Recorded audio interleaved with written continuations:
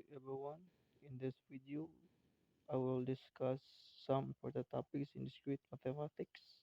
So the topic are sequences, summations, relation functions, Pauling functions, and number theory. For each topic, I will first give the definition, followed by one example. First, sequences. So sequences is a is an ordered list of numbers that follows a rule. The rule may be adding, multiplying, or something more complex. So, example, geometric sequences. So the number are 2, 6, 18, 54, and so on. So, manayang kon guys.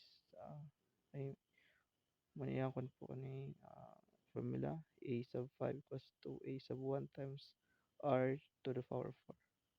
Tapos, yung simplify 2A. 2A sub 5 equals to 2x. To the, times 3 to the power 4 naman ay. So it give us 162 answer guys.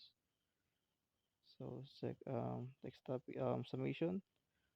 Summation is a mathematical notation used to represent the additions of a sequence of numbers. It is denoted by the Greek letter sigma. Sigma guys. Example. Ano yung formula guys? So, A sigma 1 equals to 1 then actually 1 I to the power of 2 plus 1. Simplify din mo guys. Okay, so it gives us the answer 17.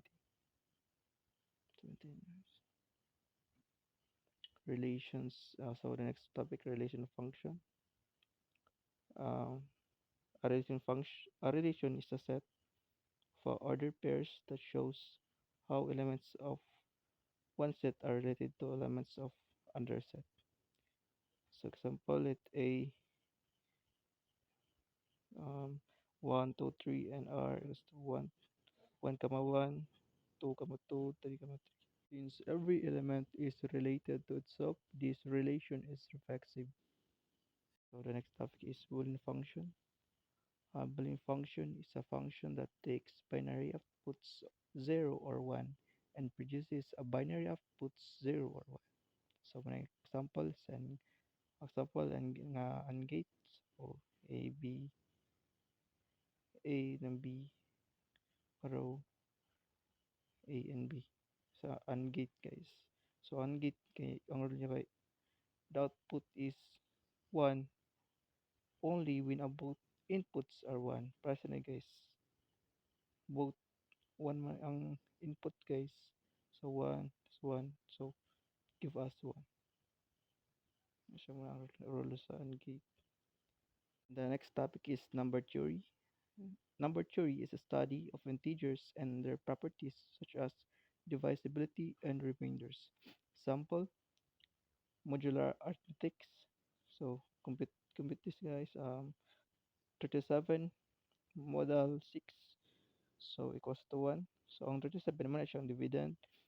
Ang pasabot din sa mod kay remainder. Then ang 60 mo man imong divisor. So mo na imong kuan. Mo na imong kuan sa remainder.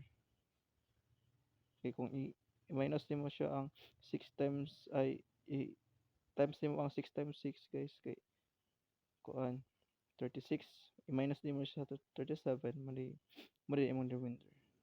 So ang total ani kay kuan kung i-divide nimo sa 37 og 6 mo na ang quotient mo 6 6 answer more to nice. Thank you ma'am. That's all ma'am. Thank you.